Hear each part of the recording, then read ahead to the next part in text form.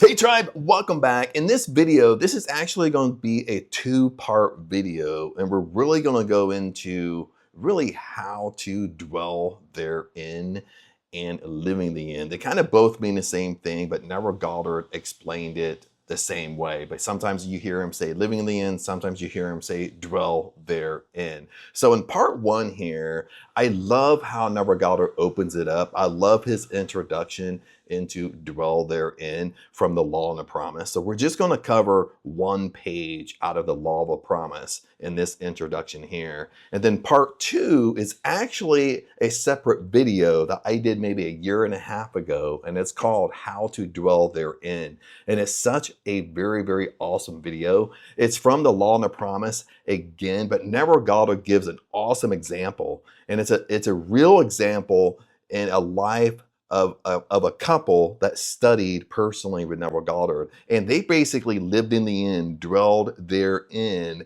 on steroids. They basically took it to the extreme and they didn't do anything that contradicted that state. It's such a powerful video. You need to watch it. I'll put it inside the description for you. Even myself today, I still watch the video and I created it. That's how good this video is. But anyway, let's jump into the introduction here and let's get this video wrapped up.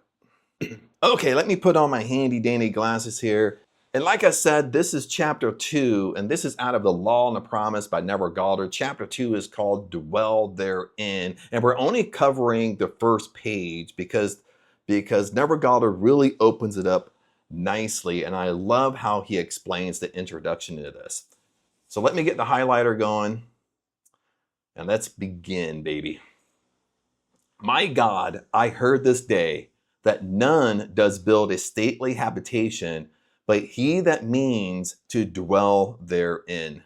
What house more stately has there been, or can be, than is man, to whose creation all things are in decay?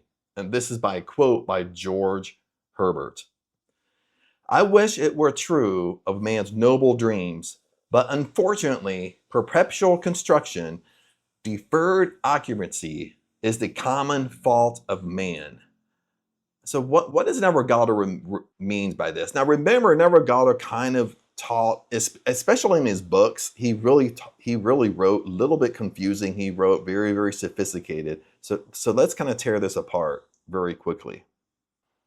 And let's continue how Neville Goddard describes it. And I love this part. Let me change the color here. Why build a stately habitation unless you intend to dwell therein? I love this. I'll repeat it one more time for you. Why build a stately habitation unless you intend to dwell therein? Why build a dream house and not dwell therein? This is exactly what I was thinking. You know, basically what Neville Goddard is saying, why go in your imagination, okay, and you want your dream house, you want your dream car, you want to be an entrepreneur, you want to be wealthy. What Neville Goddard is saying, why go inside your imagination? Why build this dream house inside your imagination and you don't dwell therein? Okay, you're contradicting each other. He basically saying, why do it? Why do it at all? Why even go inside your imagination if you're not going to dwell therein? So what does he mean by this? Okay, now this is another name for living in the end. They mean the same thing, dwell therein or living in the end. So most people are more familiar with living in the end than in dwelling therein, but they mean the same thing. Okay, basically what Neville Goddard is saying is if you go inside your imagination, okay, you want your dream house, you live there inside your imagination, but in your 3D world, you live in the end. In your 3D world, you act as if you already have your dream house. Okay, you carry yourself, you do everything as if you already have what you want. That's dwelling therein. Okay, but right now, all Neville is saying, you know, why build a stately habitation? What he means by this is a stately habitation is like you're inside your imagination. Why go inside your imagination and you're not living in the end of what you want? Okay, that's what Neville Goddard is saying. Let's continue on here. This is the secret of those who lie in bed awake while they dream things true. I love this paragraph here. Listen.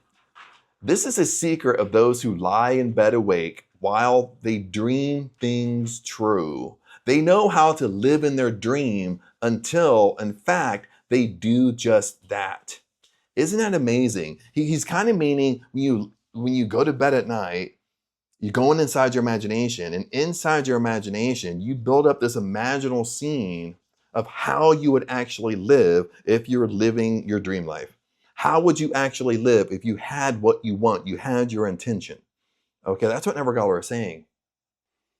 And I'll reread it one more time for you, then we'll continue on. This is a secret of those who lie in bed awake while they dream things true. They know how to live in their dream until, in fact, they do just that. Man, through the medium of a controlled waking dream, can predetermine his future. Okay. What does he mean by this? Like, especially right here. Okay. I thought I changed the color, but I didn't. But anyway, that's okay. What does Neville Goddard mean, a waking dream? Okay, now a waking dream is actually dwelling therein. It's actually, besides going to bed at night, you go inside your imagination and you drift off to sleep. When Neville says waking dream is that you're inside your imagination, but it's during the day. Okay, you're carrying yourself as if you have what you want. Okay, that's dwelling therein. That's living in the end. That's what Neville Goddard means. Okay, let's go back to kind of a story really quick. When Neville Goddard was first being mentored by Abdullah, because Abdullah was his mentor, and this is back in the Great Depression when Neville Goddard wanted to go. He lived in New York at the time. He wanted to travel back to Barbados because that's where all his family lived, and he wanted to go during Christmas. But during the Great Depression, he had no money. He was broke. Okay, because he was a dancer by trade, and during the Great Depression, nobody wanted to hire a dancer. Okay. But, you know, kind of the premise of this whole story, to sum it up very quickly, is that when Abdullah mentored Neville, Abdullah told Neville this, okay, as you walk the streets of New York, pretend you're walking the streets of Barbados. When you go to bed at night, when you lay down in your bed in New York, pretend you're laying in your bed in your house in Barbados. Okay, that's what Neville Goddard means by a waking dream. Okay, in your 3D world right now, you're carrying yourself. You're acting as if you're living in the end. You're acting like that most successful version of you. If you want your dream house, you already have it, and you're carrying yourself like you have it right now. Okay, if you have a house or apartment right now, you're walking around your house as if you're living in your dream house. Okay, that's what Neville is saying. That's what he means by a waking dream. But let's continue on. That imaginal activity of living in the feeling and the wish fulfilled, I love that. Besides him saying feeling the wish fulfilled, now he's saying the imaginal activity of living in the feeling of the wish fulfilled. You're living in your 3D world. You're going on with your day, but you're living in the feeling of the wish fulfilled, meaning you have what you want. Okay. Leads man across a bridge of incident to the fulfillment of the dream. If we live in the dream, thinking from it and not of it, and we'll go through this in a second here, then the creative power of imagining will answer our adventurous fancy, and the wish fulfilled will break in upon us and take us unawares. Okay, now really quick here, what does Neville Goddard really mean by thinking from it and not of it? The reason why I want to kind of tell you what this means is because a lot of people who teach Neville Goddard, you hear them talk like this. You know, you hear them say you hear them repeat like, well, you got to think from it and not of it, but they don't tell you what they mean. Okay, now thinking from it is just like dwelling therein, living the end. It's just like acting as if. Listen, when you think from it, you're acting as if you already have what you want, okay? You're dressing like them. You're carrying yourself like them, okay? You're going places where they would go. You're making decisions like them. That's thinking from it, okay? You're actually doing it, okay? You're not thinking of it, okay? When you think of something, you kind of just, you think in your imagination, you can kind of see yourself doing it, but you're not actually doing it. And you kind of look at it as, oh, that would be great. That would be great that it happened. But you're not actually carrying yourself like them. So what Neville means is dwelling therein is in your 3D world right now, when you go throughout your day, you're behaving like that most successful version of you. If you want to be wealthy, well, you're wealthy right now in Neville Goddard's language, and act like it. You dress like it. You act like it. You carry yourself like that, like them. You make decisions like you're wealthy. Okay. You don't go back to that old person. You don't go back to the old identity. Okay. That's the separation. Really quick here, friends. Do you want a challenge that's going to make every dream of yours come true? You see, my friends, the issue is when you start trying to live life on your terms, you're doing everything right. See, that's the problem. That's how you feel. You're trying your hardest, but nothing is changing. Now, in the challenge, there's no fluff, there's no hype. It's just real transformation delivered daily. We are going to the core. We are going to the root cause why things are not working for you. All you got to do is go to the description, click see more. Everything will pop up and you will see the 30-day breakthrough challenge. Click the link and it will take you right over to that. Okay, now this is the last paragraph. This long paragraph right here, this is the last one we're gonna do in this video, because other than that, it really goes into personal examples and stories in this chapter. Listen, man is all imagination. Therefore, man must be where he is in imagination, for his imagination is himself.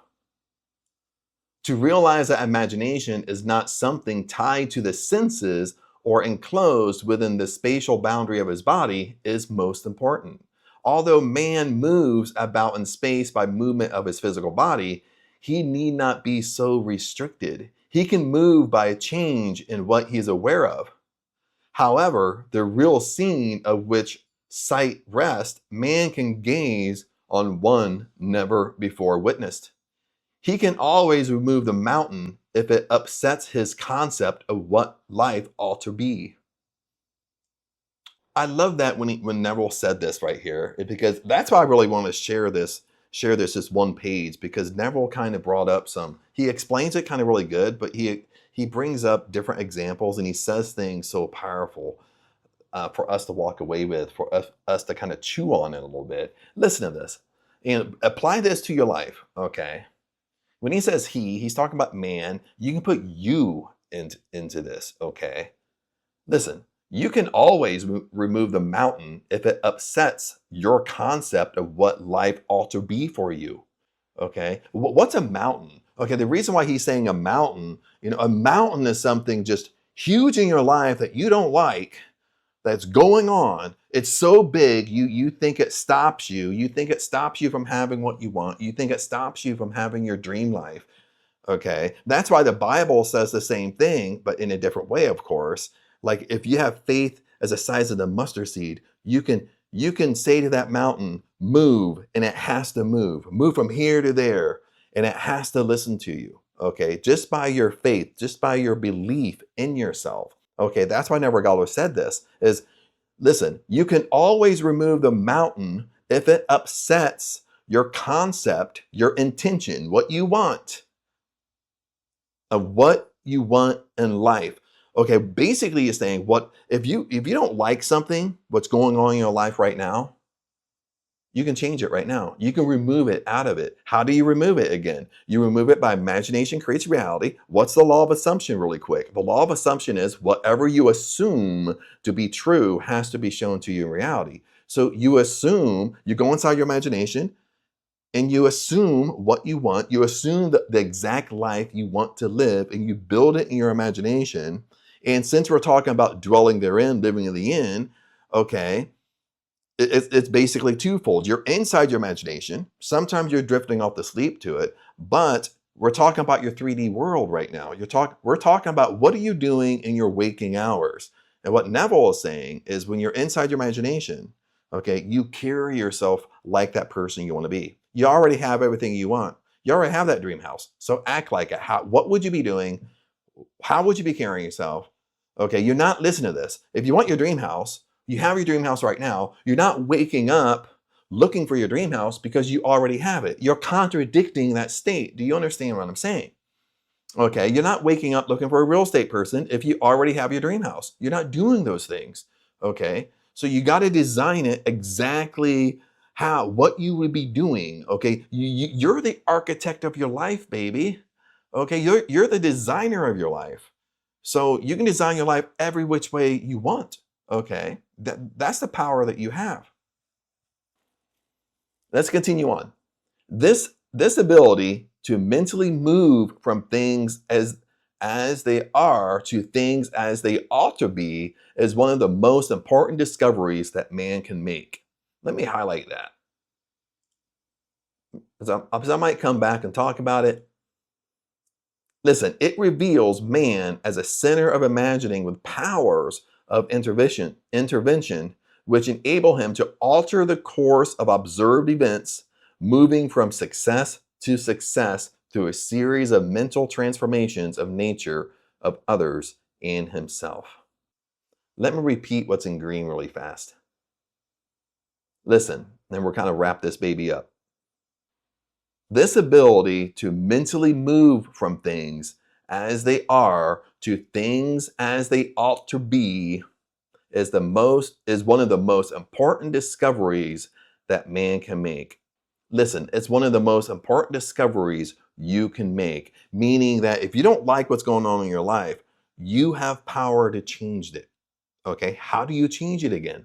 You change it through your imagination. You change it through your self-concept of yourself. Okay, first you change it in your imagination. First, the very first thing with the law of assumption, the law of attraction, is setting your attention, knowing exactly what you want. Okay, for example, if you know you want your dream house, okay, that's exactly what you want. The next step is, okay, do you know everything you want in your dream house? Do you know what, not how much it is, do you know how big it is? How big is it? How big is it? How many rooms does it have? Like, do you have a swimming pool? Is it on a big plot of land? You need to know this stuff because then the next step is you go inside your imagination and you actually live in your imagination. And sometimes you drift off to sleep. Sometimes you don't. Sometimes you doing it throughout the day. But you go inside your imagination, you build this imaginal scene, you already have your dream house. You already live in your dream house. So what would you be doing? How would your life be like if you already have what you want? You didn't just get it, you already have it. Okay, that's inside your imagination. And inside your imagination, you're bringing in your 5 senses. Okay, see, hear, smell, taste, touch. This is why Neville Goddard tells everybody that, when you go inside your imagination, you're actually doing it, okay? You're having conversations with your friends or your family or your best friends. You're actually touching things and picking up things. You're actually doing something. Just like if you want your dream car, you're actually inside your dream car driving it in your imagination. You could feel how it feels to sit in your seat of your dream car. Your dream car is a Porsche. You know how it feels to sit in a Porsche. You know what the steering wheel feels like. If it's a convertible, you could feel your hair and the wind blowing across your face and hair. Okay, maybe sometimes it's so windy it kind of dries out your eyes. You get me on that. So you bring in your 5 senses. You're making it as real or as vividly real as possible. Okay. Now the next phase is dwelling therein, living the end. Is all this is inside your imagination. You hold to it inside your imagination. You persist and consist, but during your waking hours, you act as if you already have what you want. That means you're carrying yourself. You're not looking for it because you already have it. Okay, you're making decisions like you already have what you want. You understand? Okay, if you want to be wealthy, okay, what type of decisions are you going to be making? Okay, you're not going to be making poverty decisions. You're not going to be making scarcity decisions. You're not going to be indecisive, not knowing what you want, because that most successful version of you is going to be very decisive. They're going to know exactly what they want, and they're just going to do it. They're going to have the intuition to do it, and they're going to do it. That's what you should be doing in your 3D world right now. That's dwelling therein, or living in the end, my friend. But other than that, tribe, remember there's part 2. Part 2 is in the description. Remember to watch part 2. Part 2 is really the meat and potatoes, and it goes really deep into a real example of Neville Goddard's And it's really, really powerful. It's really how, and it really dissects how to really live in the end. And again, I love this story. I made this video like about a year and a half ago. And even from time to time, I still go back and watch this video that I made because it's that good on how to dwell therein. But other than that, tribe, make sure you comment below. If you have any questions on that, comment below. I help you out as much as I can. Other than that, I'll see you in part 2.